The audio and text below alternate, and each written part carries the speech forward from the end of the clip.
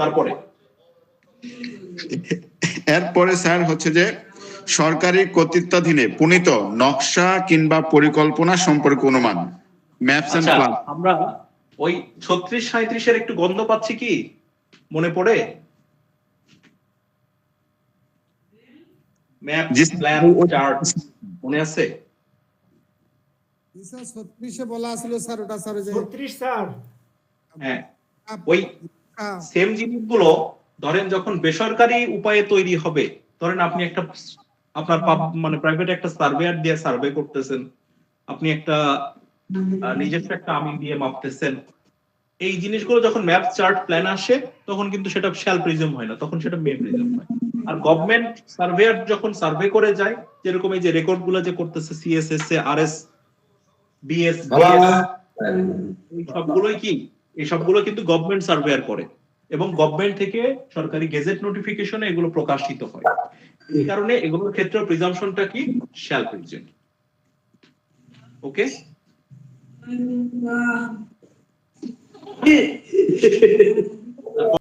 ওকে, তারপরে কলম কিবরে ভাই, তারপরে কত আছে স্যার? তারপরে স্যার 84 এ আছে স্যার, যেটা হচ্ছে যে presumption as to collection of law and reports of sir direction, না ডিসিশন স্যার, ডিসিশন। এগুলো কি, এগুলোর ক্ষেত্রে কি বলা আছে, শ্যাল না মে? এগুলো স্যার শ্যাল। এগুলো যখন যখন গভর্নমেন্ট, যেরকম সুপ্রিম কোর্টের আর্কাইভে যে সকল ল রিপোর্ট রাখা আছে সেগুলো কি, সেগুলো এক তো পাবলিক রেকর্ড, দুই সেটা হচ্ছে আপনি কি করতেছেন, সেটা হচ্ছে আর্কাইভ থেকে নিচ্ছেন, অর্থাৎ ডিউ কাস্টডি থেকে নিচ্ছেন, এগুলোর অথেন্টিসিটি নিয়ে কোনো কোশ্চেন নেই।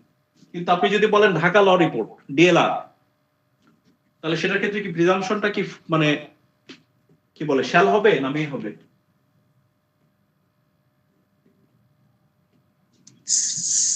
স্যার এটা তো sir collection of law report, তাহলে ঢাকা ল রিপোর্ট না, ঠিক আছে, সেটা ঠিক আছে, কিন্তু এটার ওনার কি গভর্নমেন্ট কিনা?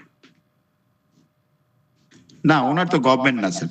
এটা কি মানে গভর্নমেন্ট প্রিন্টিং প্রেসে প্রিন্ট হয় না? না না না স্যার। ঠিক আছে, মনে রাখতে হবে এই জিনিসগুলো খুব ট্রিকি, কিন্তু এগুলো মনে রাখা সহজ। গভর্নমেন্টের তত্ত্বাবধানে যা প্রিন্ট হয় সবই গভর্নমেন্ট রেকর্ড। ওকে, তো may may presume, right. DLR হলে কি হবে, মে প্রিজম হবে। আর যদি সুপ্রিম কোর্টের আর্কাইভ হয়, শ্যাল প্রিজম হবে স্যার, শ্যাল হবে স্যার, শ্যাল প্রিজম হবে। ওকে, এরপরে কি 85? স্যার এরপরে 85 sir, presumption as two power of attorney. Power of attorney, এইখানে কি presumption as two power of attorney, এটাও শ্যাল, শ্যাল প্রিজিউম। অর্থাৎ পাওয়ার অফ অ্যাটর্নি নিয়ে প্রিজাম্পশন সবসময় পজিটিভ প্রিজাম্পশন হয়। ওকে, তারপরে 85 ক নাকি না খ? 85 খ আছে স্যার। আচ্ছা, কটা? কটা কি? কটা স্যার?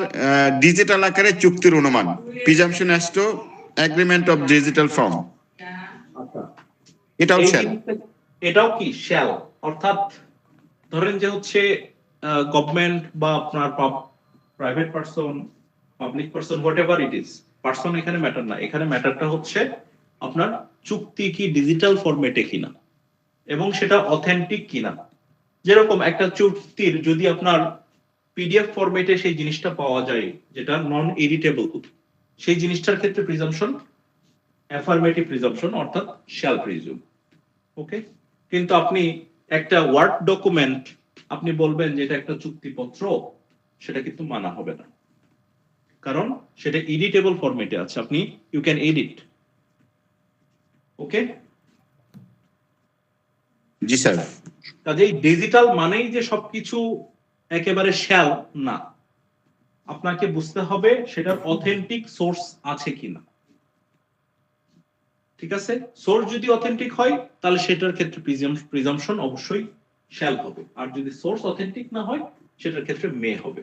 কাজেই একটা জিনিসেরই এইখানে খুব সিলি একটা ব্যাপার থাকে যে আমি যদি বলি government record in PDF form বা পিডিএফ ফরম্যাট, তাহলে সেটা শ্যাল হবে, কিন্তু গভর্নমেন্ট রেকর্ড যদি ওয়ার্ড ফরম্যাটে, ওয়ার্ড ডকুমেন্টে আসে, তখন সেটা কিন্তু আর শ্যাল প্রিজিউমের মর্যাদা পাবে না, কারণ you can easily edit that thing, তাই না? জি স্যার, অর্থাৎ এডিট অপশনটা যদি গভর্নমেন্ট সুরক্ষিত করে রাখতে পারে ওই ফরম্যাটে আপনি সেটা শ্যাল। হ্যাঁ, এখন ওই যে অল লজ অফ বাংলাদেশ তো সবাই সার্চ করেন, তাই না? All lodge of Bangladesh, G G sir. Lodge of Bangladesh, lodge of বাংলাদেশে আপনি জানতো যে একটা জিনিস চেঞ্জ করতে পারবেন? পারবেন না। না, সম্ভব না স্যার। এবং ওখান থেকে যেটা ডাউনলোড দিবেন সেটাও কি আসবে? পিডিএফ আসবে, অর্থাৎ নট এডিটেবল ভার্সন আসবে। কাজেই এই জিনিসগুলোর সোর্স গুলো অথেন্টিক। ওকে, এরপরে স্যার হ্যাঁ, presumption as to digital record and digital signature, এগুলো যদি সোর্সটা অথেন্টিক হয় তাহলে আমরা শ্যাল ধরবো।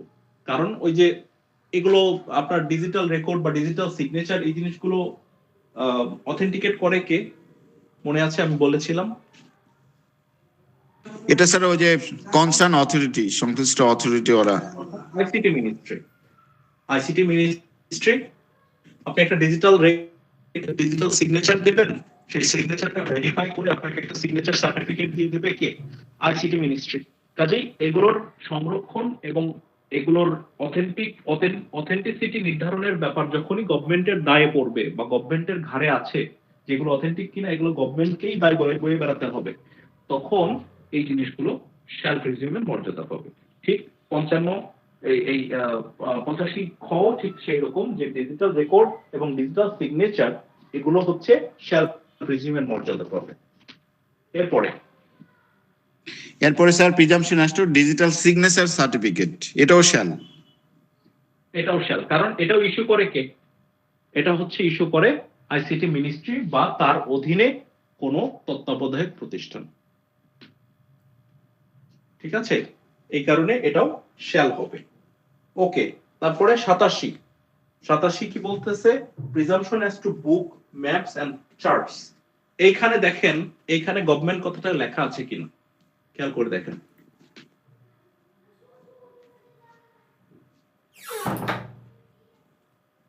আছে? না স্যার, এখানে গভর্নমেন্ট নাই। এইটা হচ্ছে প্রাইভেটলি, মনে রাখবেন এটা হচ্ছে প্রাইভেটলি। এই কারণেই এটা হচ্ছে মে। যেরকম আমি যদি একটা বই লিখি, তাহলে সেটার ক্ষেত্রে প্রিজাম্পশনটা কি বলেন তো? স্যার আপনি যদি বই লেখেন, এটা যদি স্যার প্রকাশিত হয়ে যায়, তাহলে তো এটা শ্যাল হওয়ার কোনো সুযোগ নাই স্যার, এটা মেন হবে। তাহলে আমি এখানে প্রশ্ন হচ্ছে ম্যানুস্ক্রিপ্ট, তাই না? যে পাণ্ডুলিপিটা যখন থাকতেছে তখন কি হচ্ছে? তখন সেটার ক্ষেত্রে মে। আর যখন পাণ্ডুলিপিটা পাবলিকলি এক্সপ্রেড হচ্ছে, যেরকম হচ্ছে ধরেন একটা নিউজপেপার, যখন নিউজপেপার অফিসে থাকে, অর্থাৎ মানে আপনি যখন নিউজপেপারটা মানে প্রেসে দেননি বা পাবলিকলি সেটা ছড়াই নাই, ততক্ষণ পর্যন্ত সেটা কি? ততক্ষণ পর্যন্ত সেটা কিন্তু মে প্রিজিউমের মর্যাদা পাবে। শ্যাল তখনই হবে যখন ওটা পাবলিকলি প্রচারিত হয়ে যাবে, কারণ সেটা আর কি করার অপশন থাকবে না, সেটা আর ঘষা মাজা করার অপশন থাকবে না। বুঝতে পেরেছেন?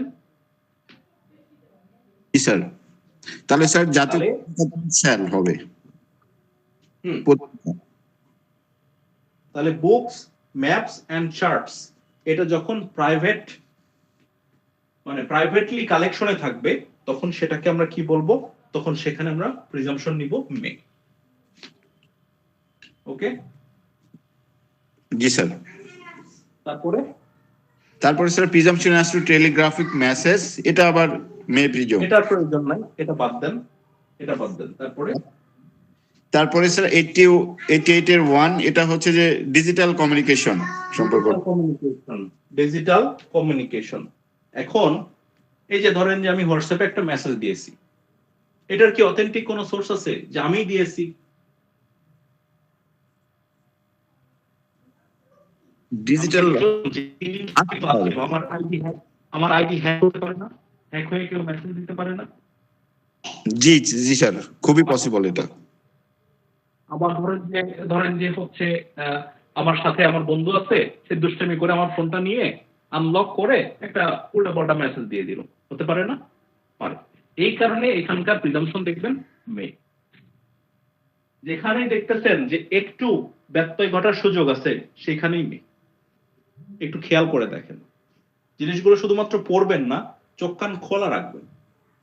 জ্ঞান শুধু বই পড়ে হয় না, জ্ঞান শুধু লেকচার শুনে হয় না, জ্ঞান আসলে আহরিত হয় অটোমেটিক্যালি। আপনি যদি চোখ কান খোলা রাখেন আপনার জ্ঞানী হতে সময় লাগবে, কিন্তু আপনি যদি চোখ কান বন্ধ করে শুধু বই পড়েন আপনি কখনোই জ্ঞানী হতে পারবেন না। ওকে, আচ্ছা, তারপরে এরপরে স্যার 88 এই গেল। ওটা শেষ স্যার। 89টা হচ্ছে দাখিল করা হয় নাই এরূপ দলিলের যথাযথ সম্পাদন ইত্যাদি সম্পর্কে অনুমান। এটাও মে প্রিজম, মানে দাখিল করা হয় না এটা স্যার, যেটা দাখিল করার জন্য আদালত নির্দেশ দিয়েছে সেটা দাখিল করে নাই। জি, আরেকবার একটু, আমি একটু, আমার একটু নেটের প্রবলেম হয়েছিল, প্লিজ আরেকবার। দাখিল করা হয় নাই এরূপ দলিলের যথাযথ সম্পাদন ইত্যাদি সম্পর্কে অনুমান। এখানে বলছে যে আদালত যে দলিল তলব করিয়াছে তাহা দাখিল করিবার নোটিশ দেয়া সত্ত্বেও দাখিল করা হয় নাই এরূপ দলিল সম্পর্কে যে অনুমান করবে সেটা হবে মে।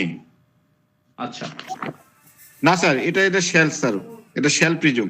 এটা কত পড়তেছেন? 90? এটা 89 স্যার। আচ্ছা, আরেকবার একটু পড়েন দয়া করে। এটা স্যার যে দলিল দাখিল করা হয় নাই এরূপ দলিলের যথাযথ সম্পাদন ইত্যাদি সম্পর্কে অনুমান। Presumption as to execution etc. of document not produced. এটা shall presume. না, এটার ভেতরের অংশটুকু পড়েন কিবরিয়া ভাই, এখানে একটা টুইস্ট আছে। স্যার ভিতরের অংশ হচ্ছে আদালত যে দলিল তলব করিয়াছে এবং তাহা দাখিল করিবার নোটিশ দেয়া সত্ত্বেও দাখিল করা হয় নাই এইরূপ প্রত্যেক দলিল আইনের বিধান অনুযায়ী সহিময়কৃত স্ট্যাম্প যুক্ত ও সম্পাদিত হইয়াছে বলিয়া আদালত অনুমান করিবেন। আচ্ছা, ধরেন যে আমি একটা দলিল আপনার এগেইনস্টে প্রমাণ করতে চাচ্ছি যে আমি তার কাছে বিক্রয় করেছি বা সে আমার কাছে বিক্রয় করেছে। এখন যে গ্রহীতা, তার কাছে দলিলটা থাকা উচিত, তাই না? স্বাভাবিক, জি হ্যাঁ স্বাভাবিক। এখন আপনাকে নোটিশ দিল যে ভাই তুমি দলিলটা আনো, যেহেতু দলিলটা নিয়ে কোশ্চেন উঠতেছে অরিজিনাল কপিটা আনো তো দেখি, কোর্ট বলল। এখন আপনি সেটা আনলেন না, এখন এইখানের একটা টুইস্ট হচ্ছে কোর্ট ধরে নেবে যে যদি আপনি আনতেন তাহলে সেটা আপনার এগেইনস্টে যেত। এটা 114 ভেতরে আবার পাবেন। তবে এখানে একটুকু মনে রাখলেই হবে যে যদি কোনো দলিল তলব করা হয় এবং তলবের প্রত্যুত্তরে যদি দলিলটা হাজির না করা হয় তাহলে দলিলটার অস্তিত্ব সম্পর্কে কোর্ট প্রিজাম্পশন নিবে যে হ্যাঁ এটা আছে, কিন্তু আনতেছে না। ঠিক আছে? এবং প্রিজাম্পশনটা কি ধরনের presumption? Shall presume sir, shall. অর্থাৎ আপনাকে আদেশ দেওয়া সত্ত্বেও আপনি প্রতিপালন করেন নাই, এই কারণে আপনার এগেইনস্টে এটা মানে শ্যাল প্রিজিউম ধরে নেবে যে যেহেতু দলিলটা আপনি আনা বলা সত্ত্বেও আপনি আনতেছেন না, কাজেই এই জিনিসটার অস্তিত্ব অবশ্যই আছে।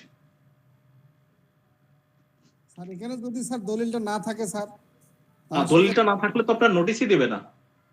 কোর্টের কাছে যদি মনে না হয় যে আপনার কাছে দলিল থাকতে পারে তাহলে তো কোর্ট নোটিশই ইস্যু করবে না আপনাকে। আচ্ছা স্যার, আমি তার বিপরীতটা মনে করছিলাম তো স্যার, যদি না থাকে না, তাহলে তো এখন ধরেন যে দলিলটা আপনি কি করতেছেন, দলিলটা দাতা তার নিজের ইয়াতে রেখে দিছে। এখন এইখানে যদি বিবাদী বা দলিল গ্রহীতা যদি কোশ্চেন করে যে দলিলটা তার জিম্মাতে আছে, তাকে আনতে বলা হোক, কোর্ট সেটা ধরেন যে এই দাতাটা আনলো না, তাহলে কি ধরে নেবে?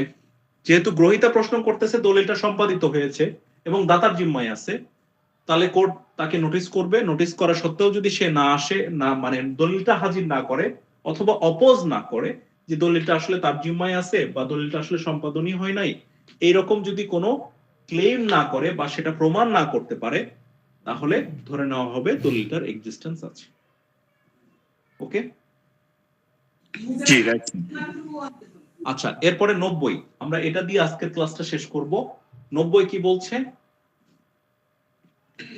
90 স্যার 30 বছরের দলিল, পুরাতন দলিল সম্পর্কে অনুমান। 30 বছরের পুরাতন দলিল সম্পর্কে অনুমান। হ্যাঁ, পড়েন একটু। এটা বলছে স্যার, যখন কোনো একটি দলিল 30 বছরের পুরাতন বলিয়া গণ্য হয় বা প্রমাণ করা হয় এবং তা সংশ্লিষ্ট মামলার যে পক্ষের হেফাজতে থাকা সঙ্গত বলে আদালত মনে করেন, সেই পক্ষের হেফাজত হইতে উহা আদালতে উপস্থিত করা হয়, তখন আদালত অনুমান করিতে পারেন যে সেই দলিল, স্বাক্ষর ও অন্যান্য সমস্ত অংশ যে লোকের হস্তান্তর বলিয়া অনুমিত হয়, সেই লোকেরই হস্তাক্ষর, এবং সেই ক্ষেত্রে দলিলটি সম্পাদন সহিমোহরকরণের বিষয় বিবেচ্য। সেই ক্ষেত্রে আদালত অনুমান করতে পারেন যে লোকের দ্বারা উহা সম্পাদিত ও সহিমোহরকৃত হইয়া বলে